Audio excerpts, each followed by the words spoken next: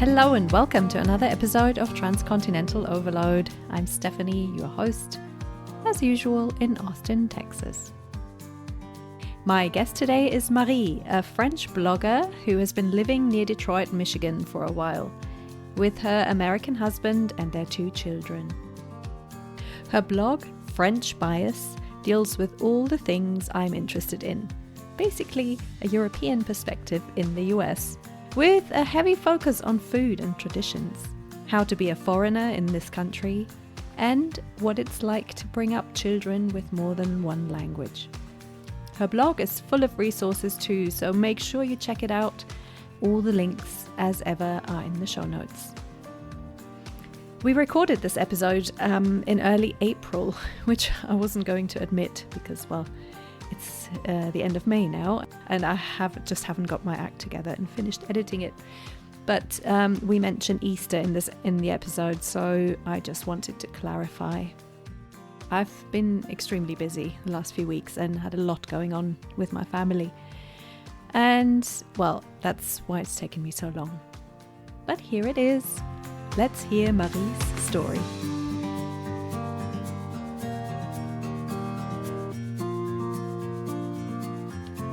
Welcome, Marie, to Transcontinental Overload. Thank you for having me. I'm so happy to have you here.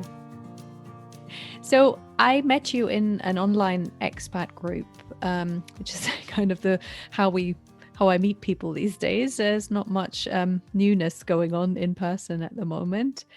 I don't know about you. And then I looked up your blog, French Bias.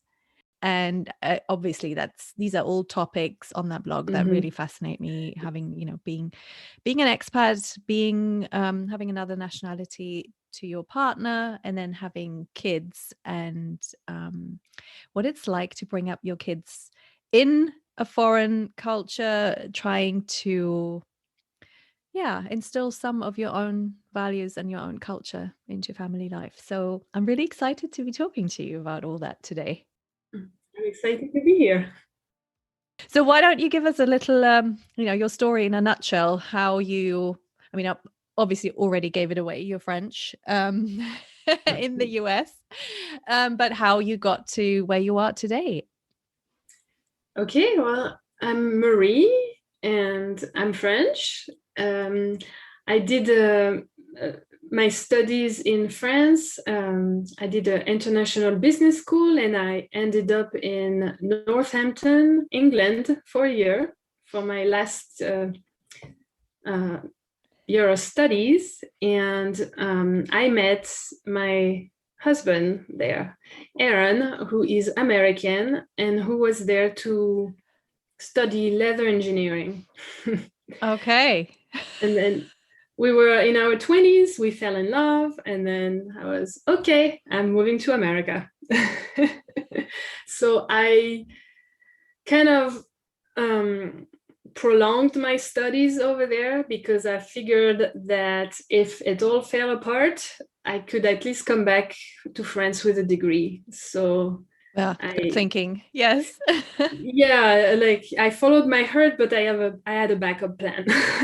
Yeah, that sounds good. And also because it's not necessarily easy to just move to the US, right? As a European, you have to have some kind of visa, and as a student, that's one way in.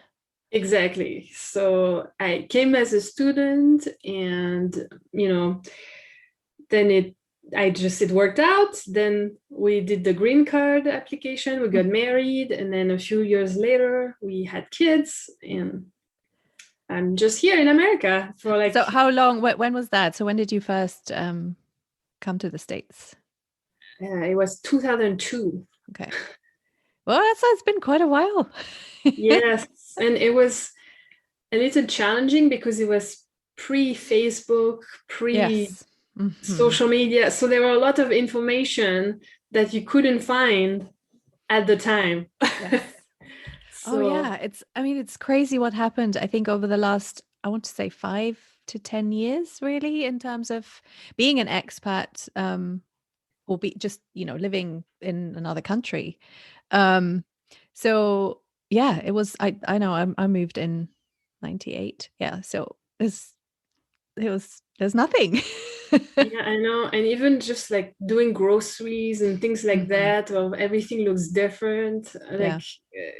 Like, So basically you were French person in the US with no help really and no kind of were you the first in your family to move abroad?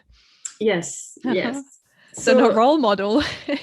no, exactly. And then, when you're in your 20s, it's all an adventure. You have Oh that yeah.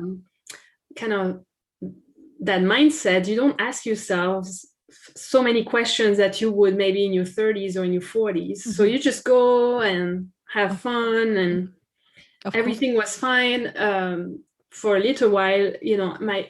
My English, interestingly enough, I could follow an economics class perfectly, but in the real world, with the slang and everything, I was like, what? I don't understand. And there was, from England to United Oh States, my the God. American accent, Yeah. just it was hard times at the beginning to Yeah. You have feel to comfortable with the language. Yeah. So where did you move when you first moved? To a suburb of Detroit, Okay. Michigan. Is that where your husband is from? Yes. Okay. Yes. So I arrived in winter the first time too, and it Oh was the God.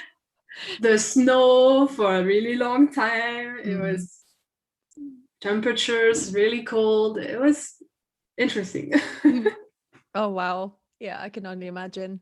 But yeah, as you said, you know, young and kind of everything is an adventure and you just don't kind of think about the long-term consequences. And I guess, I mean, meeting someone, falling in love, you don't really think about all the cultural implications either.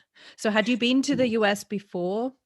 I had, but just on vacation Yeah. and in California, so everything was really fun. And Michigan was a lot different, obviously, and then it's a different thing when you're going on vacation, or now it's your life. So I had to just learn to be there, really. Yeah. And I had the typical expat phases where everything at first was honeymoon, discovering everything, having really a lot of fun. And then I was in a university, so I never thought that I would even have any challenges making friends or anything like that. But it was a challenge, actually, because Americans tend to be really friendly. So it's not about that, but then you want to go to the next level, and then here are brick walls. Yes. So It's that have you heard of that analogy with the yes, peach culture? And then what's the other one? the It's coconut. the coconut and the peach. Yes. So Americans are peaches, where you just kind of think, oh, they're so squishy and soft and friendly, and then actually you hit, like you said, you hit a brick wall, and then it culturally it's yeah, it's not expected, I think, and you only really discover that when you are out in the real world, outside of the Exactly. bubble. Hmm. So and then after months being there, it was kind of the challenge, and I was like, I was kind of getting lonely, actually, because after a while I was like, hey, I have no real friends. And yes, I had my husband's friends, but I needed to have my own thing. Yeah. So there was a little bit of a little just depressed mood, a little. And my husband actually felt sorry for me, and we started to look on the internet to see where we could find French people, maybe, that would go That's through the okay. same Yeah. things. Yeah. And so a couple of years later, I discovered the meetup.com, which was great. So there was a French speaking group, so we started going there just to meet people. But And at first, your husband went with you as well? yeah, Oh, that's nice. Yeah, that's great. yeah. So he went, but at the beginning, it was mostly Americans still, like learning French, which was fine because we had something to discuss. But then I found myself like the French teacher of everybody. Like, how do you say this? How do you say that? And answering all that stuff. And I still was not like getting anywhere. So it was really frustrating. And then I finally met some French friends and could bond. And then like you go really fast. Like on the contrary, you go like you meet someone and then your friends like so much faster than you would be if you were in France. That's such a funny phenomenon, isn't it? When you are, it's I don't know what it is, and where you have that. I think maybe it's just the language and the you just know culturally that there are things that you don't even need to explore or discover about each other because you know that the other person just has that Yes, knows. exactly. And I think that just creates a basis from, and it's just so bizarre because sometimes I think, I mean, I meet German people and if I met them in Germany, would we become friends or not? Or it's just bizarre. Exactly. But just the fact that you find someone you can speak your language with, Mm-hmm. sometimes it's just even if you speak the language really well of the country you live in, you just need that sense of just completely being able to let go and no masks, no kind of trying to be who this accomplished person who speaks all these languages, but just to be yourself. And Mm-hmm. I think it's like a basic need that we Yes, so definitely. I get that. So then when I had this base of friends, at Mhm. least then it was much easier to handle the expat life because then I didn't have so much pressure to make friends. So I eventually made American friends, but it was not Mhm. so like, it was just easier at this point because I Mhm. already had my group and just the support system, I guess, is what I needed at that time. Mhm. Yeah, definitely. And that is especially true, I think, when kids are involved, when you have kids and I think you just need a network anyway, Mm-hmm. but to have something kind of more familiar, I think it's really valuable. So but that point you were working though, right? So you finished your studies in Yes. in the States and then Yeah, and I was working for an American company, so I was took me a few years, but then I was Mhm. fluent in English. Then I was working for a company, and then so my whole world revolved around English. Nonetheless, I had, of Oh yeah. course, my French friends here and there, but 90% Mhm. was English speaking. So I adjusted to the American life, and then when I had kids, that's how I reversed because I was like, oh, I have to start speaking to my kids in French because otherwise English will take over. Mhm. And then I really wanted them to be able to speak to my family. They only speak French. So, Yes. That I had exactly the same experience. And I remember that moment where I thought it would be really easy to just stick with English and just skip yeah. the whole German thing because I was going to baby groups and stuff and singing Mm-hmm. English nursery rhymes and things, and it was just so easy. But just like you, I just wanted my parents, my family to be able to communicate freely without thinking having to Mm-hmm. they speak English, but not to a degree where it would have been. I don't know. I just wanted them to feel close, and I had exactly that same. Right, I need to switch gears. I need to dial it right back and really put some more emphasis on the language. And you need to actually spend a lot of time, waking hours, exposed to the language in order to speak it, and it's not No, an easy thing. exactly. And people tend to think that because Yeah. I'm French, it doesn't cost me anything to speak to them in French, but Oh. it's the biggest misconception. Mhm. Because when you're immersed in a foreign country, when you live Mhm. abroad, then it's almost most natural to you Mhm. to speak English. Yeah, So because it all really your costs you. surroundings, everything is yeah, and they come Yeah. home from school, from preschool, and they've learned all these things, and it's such a big thing to then be like, yeah, but we're speaking, we're speaking French. Right. And the mental agility it takes, because of course my kids, they go to American school, so they Mhm. come back and they tell me their days Yeah. and they say it in English. So I don't want to be the nag Yeah. really, because I Mhm. understand that they may not have the vocabulary always in Yes. French. Playground So language is all English. Everything they do, they don't. exactly. So I'm constantly thinking of what they said, repeating it back in French, and be like, oh, oh, you did this today, or like in order to build the vocabulary slowly. It's a whole different ballgame when you speak your language abroad versus when you speak your language in your home country. Very true. And the time, the effort, it's actually a full-time job. To be honest, it's those few hours where they're at school that you might be able to do something else, but you want to be, it's like you have to make sure. If you can't do it, like if you are, say you have a full-time job, then it's almost like you need to find a nanny, an au pair, someone who will do that job really, because otherwise it's just yeah. So how was that? How did that go? How was your husband? Your husband speak French? He speaks a little French, but not enough to have like regular conversations. So basically the whole transmission of the French falls on my shoulders. So I kind of, as they grew up especially, I feel the pressure.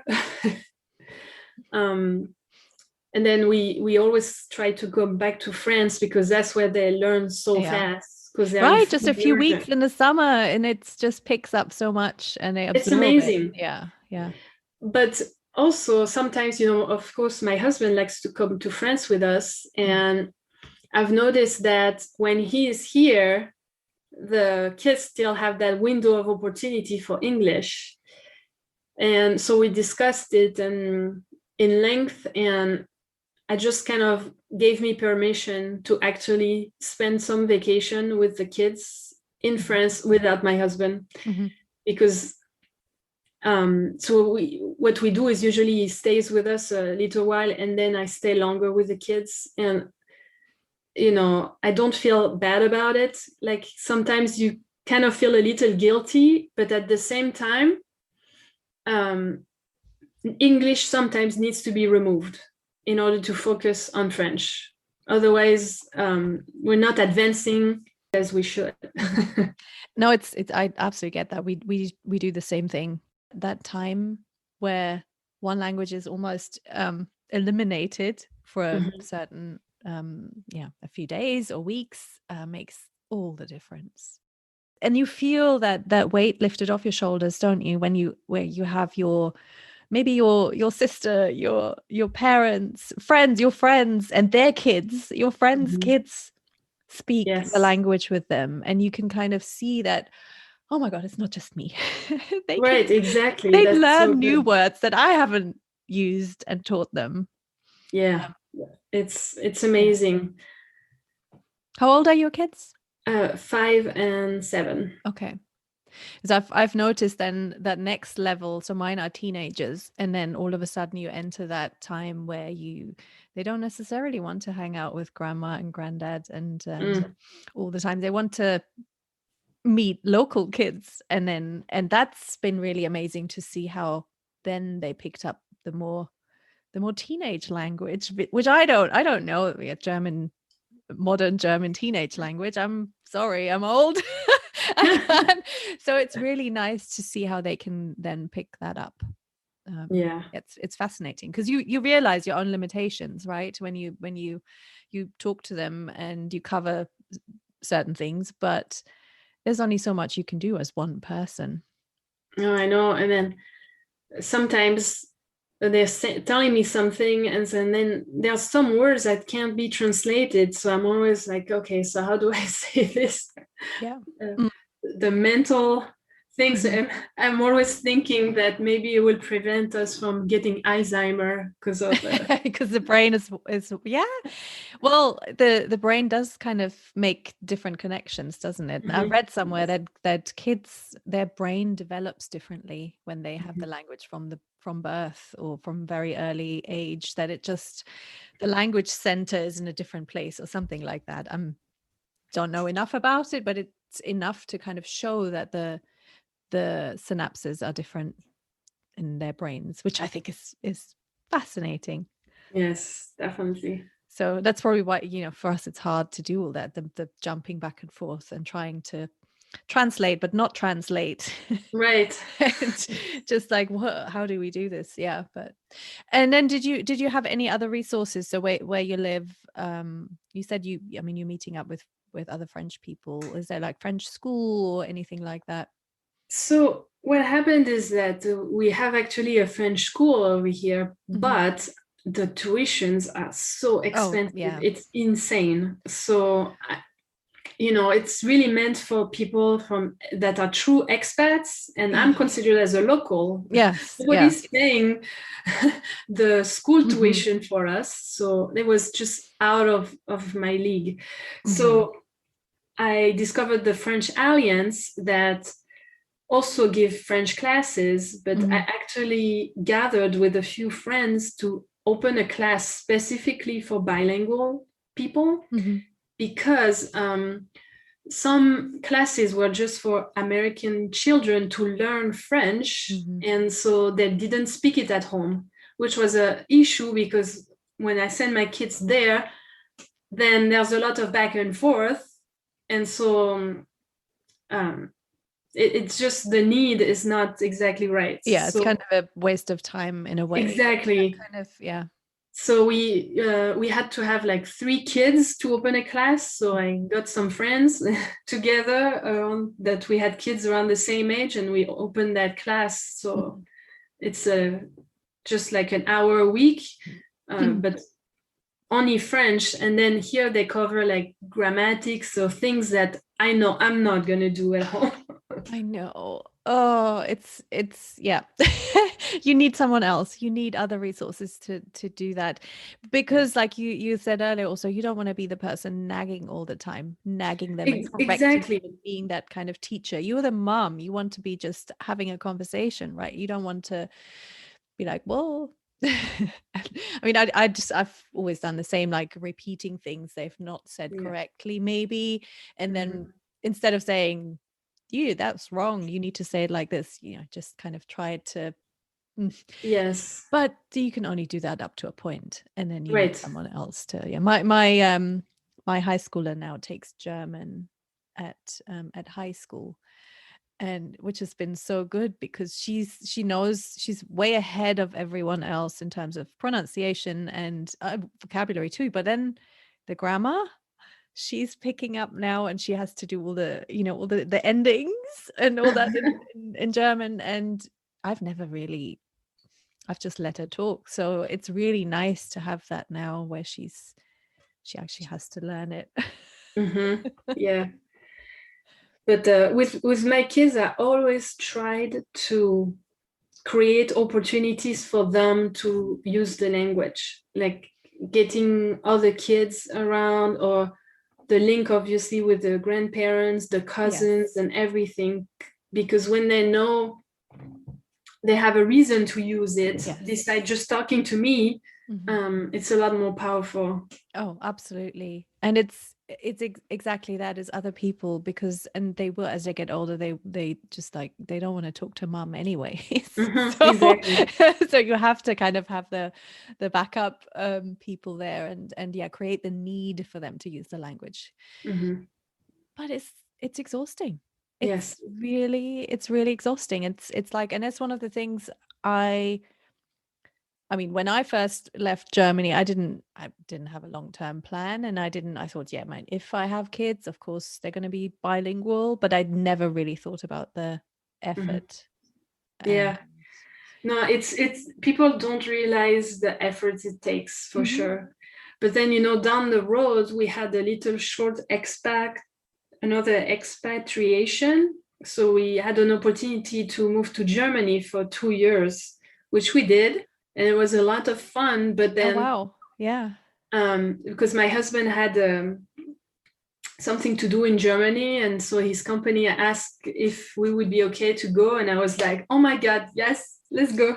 Well, you're going to be really close to France as well. Exactly. Right? So yeah, it was like the dream. I was like, let's go. And so we took the kids. They were really young. My daughter was 4 months only when we moved, and my son was 2.5. So we went, and then when we returned, because 2 years they were speaking German at the time, so I had to make the decision: do I add German to the mix or not? And I loved the expatriation so much, and I could not let myself give up the language, because then for me it would be like if it didn't happen, and then it would be erased. So I was like, no, we're continuing. So I found a German school. Oh, wow. To continue, and they're having like 2 hours a week also there, just to maintain, like, I don't have the same expectations. Obviously, they are not going to be fluent like they would be for French, but I want to maintain that link with Germany, and also so they can still treasure the friendships they've made over there. Wow, that's an undertaking to try and maintain two languages. Yes. How's your German? Did you speak German when you went, or? Well, I had taken in high school German as the second. I was English, it was the first, German was the second, so I had some idea, but I hadn't spoken it in 15 years, so I had to go to Duolingo and refresh, really good refresher. But I could still be in Germany and just do little things. I go to the supermarket and do this and that. And then I took for like German lessons. And of course I had to deal with where we were. Either they were hiding their abilities to speak English, or they didn't speak English. So I had no choice. But that's sometimes the best way, isn't it? So I am far from being fluent, but I can manage just conversations. And sometimes when we do German homeworks with my kids, I just Google translate the instructions or some words. Oh.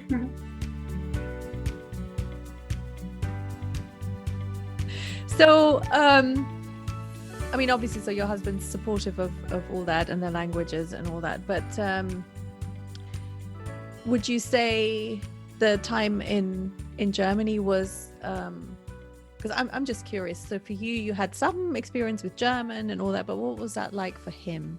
How being the foreigner in a new country? And so you kind of had a little bit of an advantage, I guess. Yeah. But you were both in a third country. Right.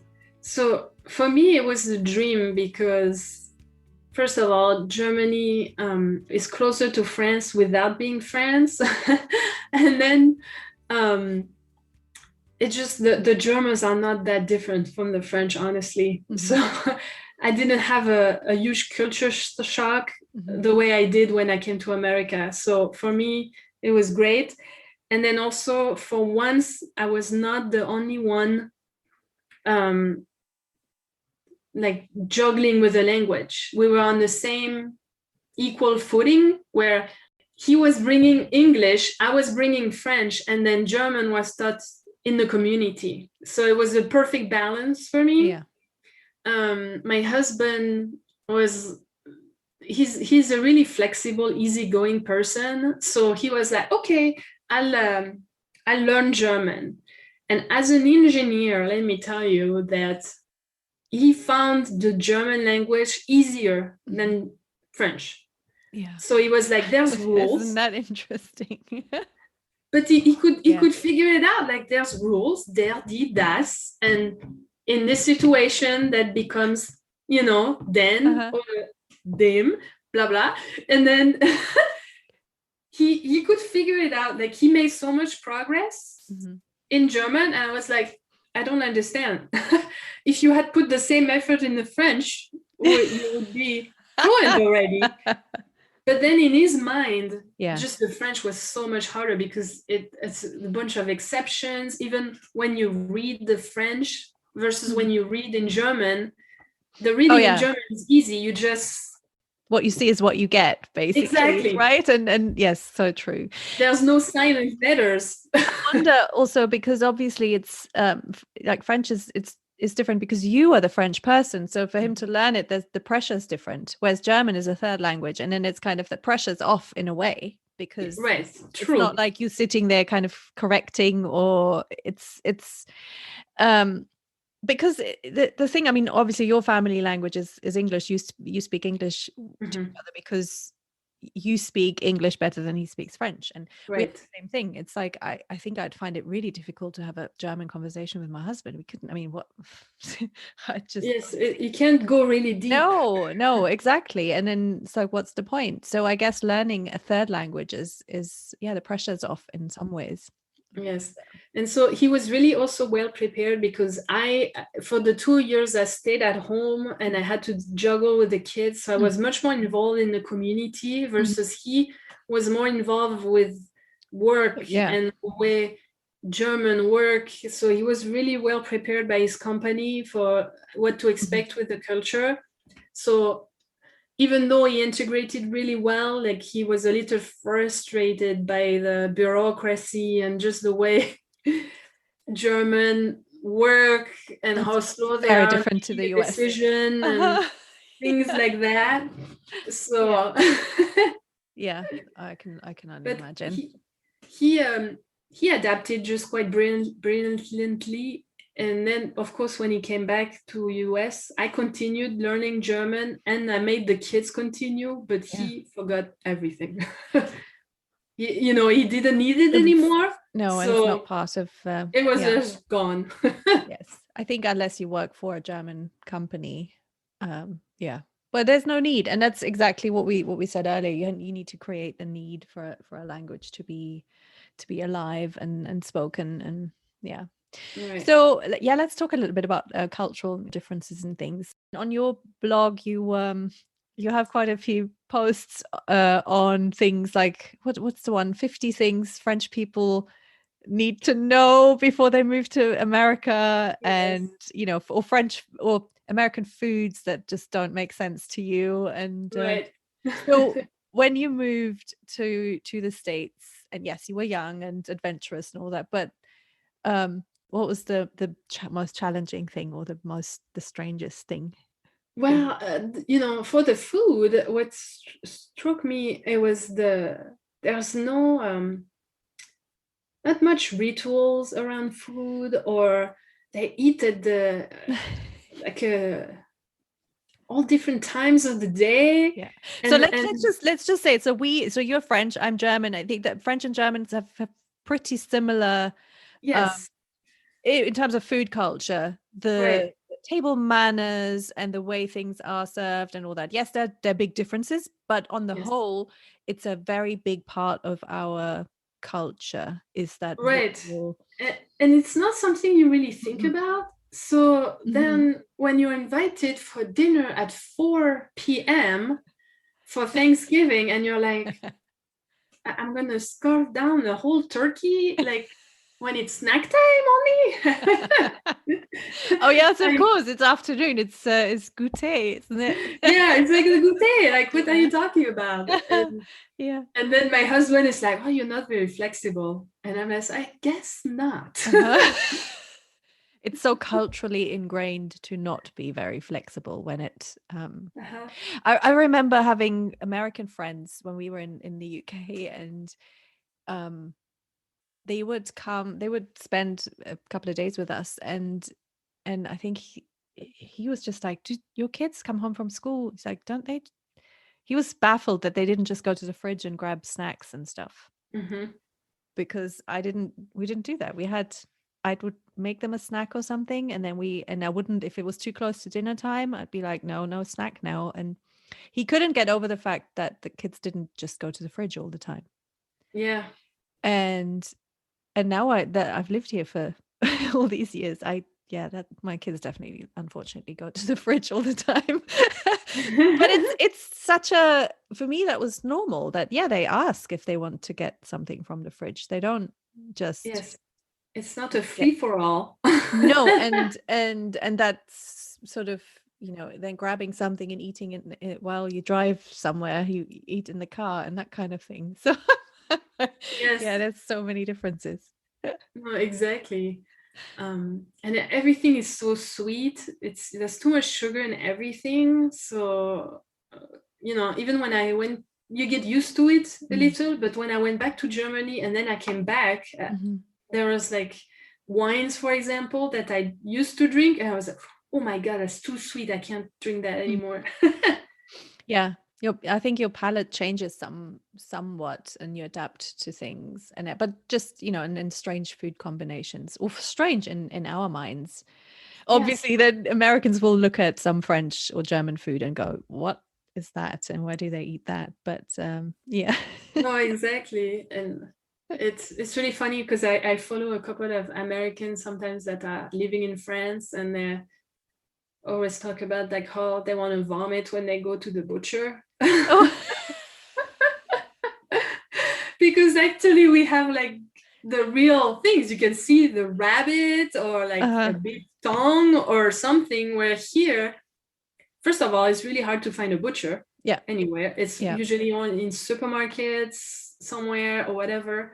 And the selection is not huge, and you don't see the whole animal there. So how was that in your family in terms of culture? Did you convert your husband to some more French eating habits? Because I'm just trying to imagine it within the family to try and be like, I want to have some French rules about food and dinner time and all that kind of thing. How did you manage to do that? well, I just sort of didn't give him a choice. I was like, hey, you know what? It's a small price to pay. I moved here, so, but he, it was an easy transition for him because first of all, he really appreciates good food. And how can you not like French food and French like cooking culture as well? Yeah. Yes, exactly. So it was pretty smooth for him. There are still things that he eats that I'm like, wow. Like, I don't understand the root beer. Oh, yeah. Same. The root beer float. I'm like, what? Yeah, ice cream with soda. Like, yes, I don't understand. The textures. No, I know. But I mean, this is a never-ending topic, isn't it? It's just the preferences and just the sweet and savory. Mm-hmm. Have you had the sweet potato and marshmallow? Oh, yeah. So that I cannot. That's just too sweet. That's too sweet. I love sweet potatoes, and not marshmallows, but not that's just too much for me. But then for some people, in that combination, then with the turkey, for me it doesn't work. But I've become much more flexible when it comes to all those things, and I do like certain snacks now that like the salt, little salted pretzels. You can get at Trader Joe's. They're dipped in chocolate.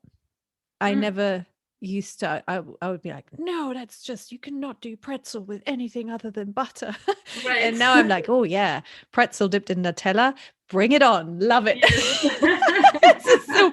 Yes. So I've kind of gone that way a little bit, but yeah, it's more I think the sitting, the ritual, like you said, the sitting down to a meal and just enjoy. Like sometimes it's so rushed, and yes, I always have to just be like, hey, we don't need to rush this. Let's enjoy.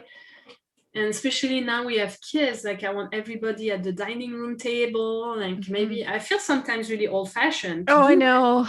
No phones. No, just sit down. Yeah. Don't get up 30 times, which I still tell my kids, they can't sit in a chair. But there is something so nice to be sitting with friends or family and eating food and then taking breaks and then eating some more food and not having like a big plate in front of you and just kind of all foot down. And I think, I mean, our friends really appreciate when it's like when we get people around and have a more traditional kind of sit down meal. They really do. They really love it. For the kids, it's like for American kids, it's not easy. Right. But something I'm working on, and it's just the tradition. I mean, yeah. So we do it just from time to time. We just had Easter brunch, and we don't really celebrate Easter. We're not religious, but I like the idea of just sitting down and having a special meal. I mean, Yes. it's like Thanksgiving dinner in a way, although Yeah. that's the ones that we've been to at other people's houses are sometimes very much like everyone gets up and comes back, and I don't know, Yeah. it's gotta, yeah, I sound really traditionalist now, but yeah, it's interesting to see how it influences the kids as well. I think it's nice, I think, for kids to, especially our, binational kids, to know that there are different ways of doing things. I Yeah. think that's one of the big things. I Sure. love that they experience that.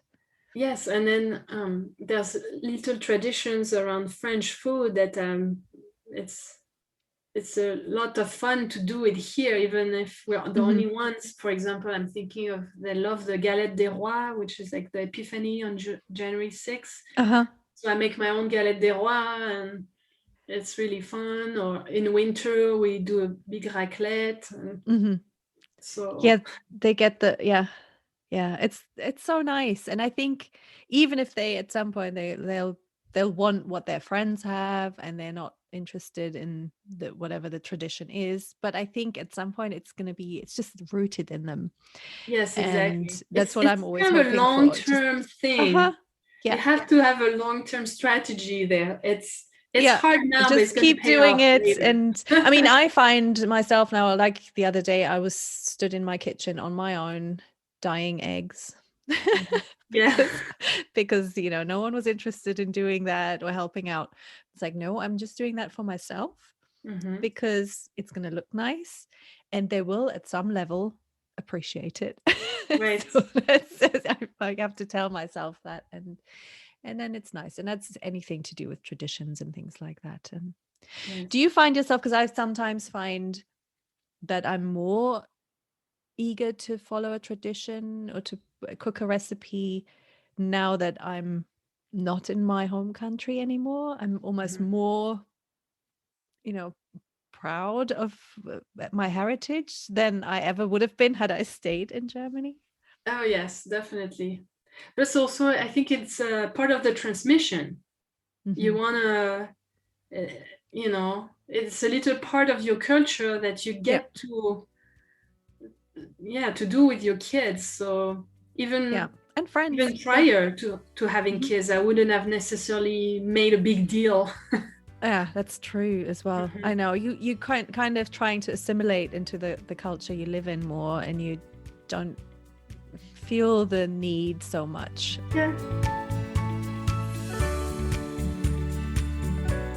But you know, Yeah. it's funny because in during the expat journey, I feel like as time go on, Hmm. that sometimes it will become even harder. Like I was just doing fine until I had kids, and then I made me pause and Hmm. think of all the things that they were not gonna get to experience, or Hmm. just living here. So you had to I had that little feeling of grief, if that makes Yes. sense, of Yeah. the things of my childhood that I went through Hmm. that my kids would not necessarily go through. Yeah. So I think also from that perspective, you hang on to every little thing that you can Yes. It's when you so live true. abroad. And that's, I think, it's exactly what it is. It's grieving sometimes for that, where it's like they don't know this book or TV show that Yeah. I saw, and there is a certain amount you can share with them when they're young, Hmm. but at some point the local culture just takes over and becomes theirs. And I think that's when like you said, you go through stages, and sometimes it gets harder, and then and so I mean, within the next few years, both kids are going to be leaving home. One has already moved out, and I can see now it's like she's doing her own thing. And then it's like, okay, I've done what I could in terms of sharing my culture and planting seeds and little sparks that I'm hoping she'll absorb for herself. But yeah, it's there is a certain amount of grief in there, I Yes. think, where you just cannot share certain things, but also with your husband, with your partner. Yes, Some things are definitely. just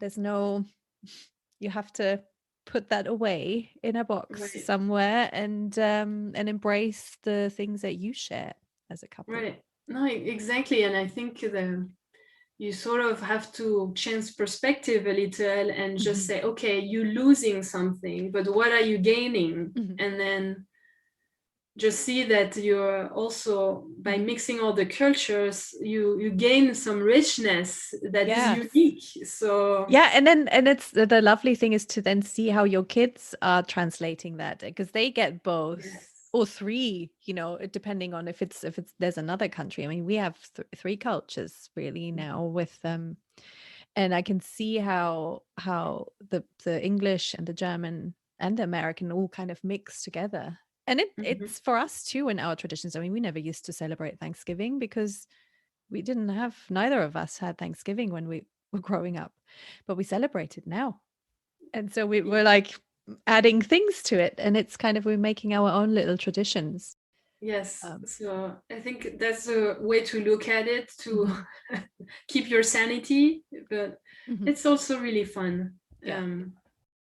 Talking about fun is do you have any like experiences, stories from like really funny or embarrassing moments when you first moved to the US and you were like the French person? Yeah, well, I I have a couple. So first was the obvious one was with the language, because it's really challenging to the French is kind of monotonous, and so the American, they just emphasis little syllables and I could not do the H really good. So one time I was talking to my colleague at the time, and I wanted to say what a hassle, and it came out like asshole. Oh God. Because I misplaced the Yeah, H thing, yeah. and I had a really bad moment where I saw in his eyes what he Did she understood, did she really say that? and I was like, Oh no, no. no, no, I mean, so, so Oh gosh, yeah. that was that. And then one time I can think of, I had trouble figuring out my ways in supermarkets, and figuring out, like, I wanted to buy crème fraîche, Mhm. but about sour cream instead of like heavy whipping cream to do a crème brûlée. Mhm. So I was doing all that romantic dinner for my husband, a French dinner, and then we get the crème brûlée, and so he eats it. I'm like, okay, is it good? And he's like, yeah. And then I take a bite. I was, oh my God, this is disgusting.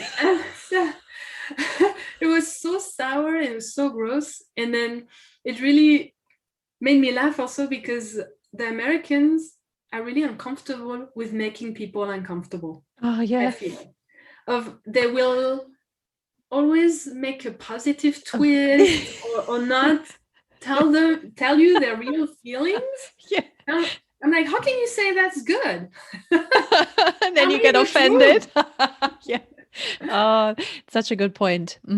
Yeah, Very true. so it's that's my little pet peeves in here, that I never know if people are telling me the truth, because Mhm. they are afraid to hurt you, Mhm. or to not be nice. But at the same time, if we're close, if you're my friend You and want, I'm serving you bad yeah. food, I want you to tell me. Oh no, and you don't want them to go home and then say to someone, "Oh my God, that French food was awful."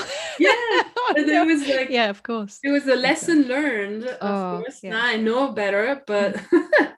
Yeah, that's funny. I mean, but it's true. That's such a cultural thing, isn't it? It's, I mean, Germans and French, I think, way more just straight talking. I think they're very high on, there's like a scale. I listened to a podcast the other day about that. I think the Israelis are the most direct, and then French and Germans are pretty soon after that.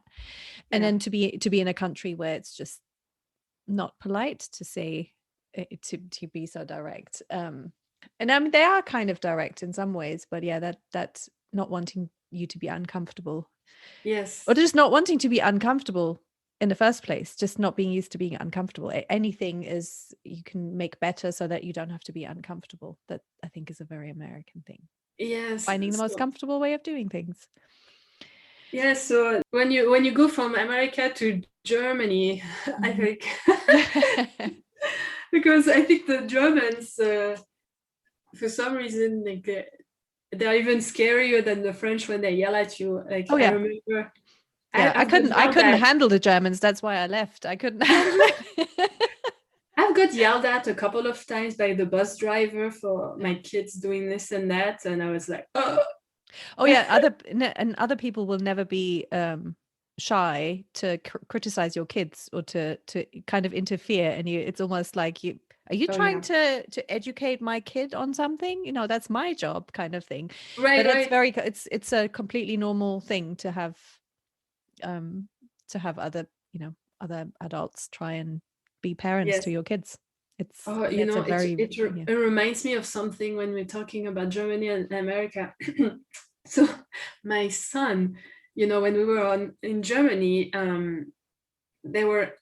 there's not as many public bathrooms as there are in America. So my son was always like peeing in the bushes somewhere, and just when we used to go to my neighbor's house, we were at the swimming pool, he was always running around naked, which is completely normal in Germany. But then when we came back, we had to really explain to him, you have to keep your pants on all the time. Yeah. It's not well received here. No. You can't walk around Oh no. naked. No.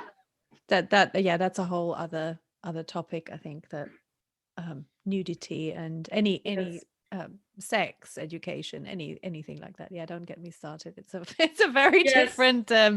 different story. Mm-hmm. But yeah, you can only do that in your family. You cannot do that in public. So yeah, Yes. but the kids learn. They know what's what. Yeah, right. So what would you say in your family, in your relationship with your husband over the years? What's been your biggest challenge throughout that time?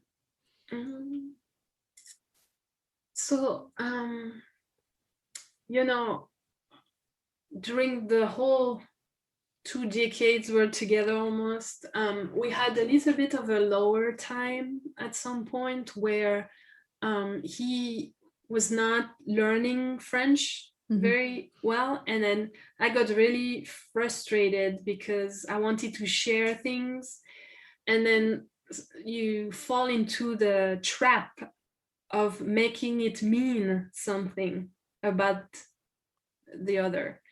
And so the trap, I think, when you're in an intercultural relationship is sometimes the actions or words of somebody, you're creating stories in your mind of what this means. But with your own frame of reference, you have to sort of extend your thinking or put yourself in the other person's shoes. So we did a little bit of work together and I had to really accept that learning French is not that easy, especially when you're not in France. So he was doing the best he could as an engineer, and he was getting frustrated by the rules and everything. And then also I had to really think, okay, maybe he doesn't speak French as good as I would like, but what else is he doing for me to be comfortable, which is a lot. So yes, changing expectations and your perspective on things. It's so true. I mean, we kind of have to do that all the time, right? We have to adapt to where we are, and that's what we learn living in another country with someone from another country. We kind of learn that, but doesn't mean that we automatically do it. It's really, you really need to remind yourself and from time to time to try and look at things from a different angle. Right, yes. And even from his side, at some point he thought I was spending a little too much time with my French friends. And then he understood after a while that also I really needed that for my own balance. And so I invited him more to hang out with my circle. So it's just a few compromises along the way. Yeah. But I think you can reach a lot of misunderstandings sometimes. But you have to work through it and get help if you need it. Yeah. No, it's very true. And I think a lot of couples, especially, I mean, I guess any couple anywhere will encounter a time in their relationship where they might need external help. But I think there's just so many extra layers to bicultural, cross-cultural relationships. But the you gain so much, don't you? And like we were saying earlier, you create something new where you're mixing things. Ultimately, I think my life is richer because of all this. Harder probably too in some ways. But I think also the intercultural relationships brings you to question a lot of your own beliefs along the way. Oh yeah. Or a lot of the things that your parents taught you that you never questioned, because you encounter so many different ways of thinking and of doing. So that's so true, that things that you grow up thinking, like you said, you don't question them, that's how it's done, and then you go somewhere else and then you see how things are done completely differently, and then it's more, I kind of feel like I probably got to know myself more by moving and being this, because then I'd look at, and now and here I question things here all the time in the States, obviously you do, but it's more it's not a, oh, that's so much better in Germany, or I like this so much more. It's more on a personal level. It's more like what I as a human value. And I feel like I've learned that. So I question things not on a cultural level, but more on what's important to me as a person, rather than comparing countries, if you want. So, and that, I think that's a really amazing experience that you don't necessarily get when you're not exposed to other cultures in that way. Exactly. And then that's the beauty of it somehow also, because when you have kids, I transmit French and I'm very animate about doing that, but I also pick and choose what I want to transmit. So there's parts of French culture that I've learned to see differently, and that I decide purposely to leave away. And same with the American culture. So it allows you to kind of reflect a little more. Okay, do we keep this? Do we not? Do we, so. Yeah, it becomes more personal in a kind of, you look at things and you're like, why do they have to do the Pledge of Allegiance every day at school? I'm not sure I subscribe to that, but it's the way it's done. And then you kind of pick and choose. But yeah, you become more selective of. And then it's also an opportunity, because I don't live in France.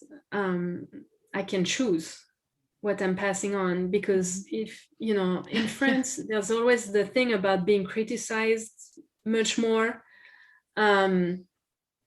versus United States, there's a positive reinforcement, which to an extent, I'm thinking sometimes it's too much.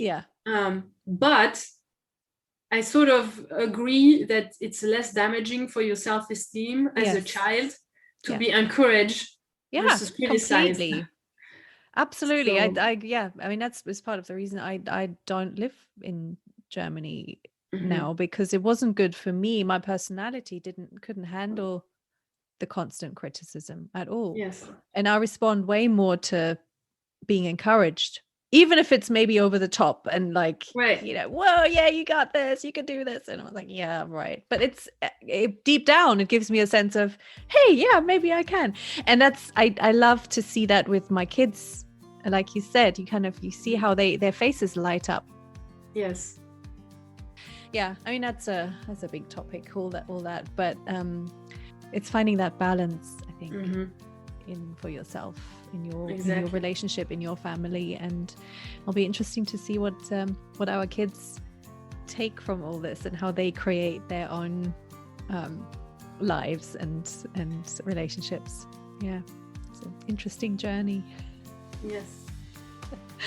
Well, it's been really lovely talking to you, Marie. Thank you so much for taking the time. Thank you. So many topics, so many things to talk about. Yes, we could probably talk for more hours. Definitely. And that was my conversation with Marie. Of course, we carried on talking for another half hour, at least, I think it was. And that was really nice. We talked about blogging and how that changes over time. We've both been doing it for a while, but how nice it is to have a medium in which to process thoughts and ideas. And I even got a few ideas for some new blog posts and podcast episodes. So yes, head on over to Marie's blog, frenchbias.com, to see what she's up to. It's always really enriching and satisfying to talk to another expat. There is so much common ground, and it just shows how important it is to nurture this kind of connection, even if it is only virtual and not in person. But we're slowly getting there. At least here in the US, places are opening up. People are going back to work in person, back to the office. And it's starting to feel somewhat normal. I know that's not the case everywhere in the world, but I really hope that with rising vaccination rates, we'll all get back to a more open way of life over the next few months. And that's it from me for today. Make sure you subscribe to Transcontinental Overload wherever you listen to it. Tell your friends, your colleagues, your parents, and sponsor me a coffee if you are so inclined. I do need to splash out on new headphones, so yes, a little help would be much appreciated. I'll put a link in the show notes. And please get in touch with me. Tell me what you think about the episodes you've listened to. I would love to interact more with my listeners because, I really appreciate you all so much. But I'd also love to hear your ideas, suggestions, inspiration, bribes. So get in touch either through my website, transcontinentaloverload.com, the Facebook group, Transcontinental Overload, or on Instagram or Twitter, I'm Overloaded Steph. And of course, I'm always on the lookout for new guests. So make sure that you think of my podcast when you meet someone with an international background. And yeah, so that's really it from me for today. Stay safe out there and see you next time.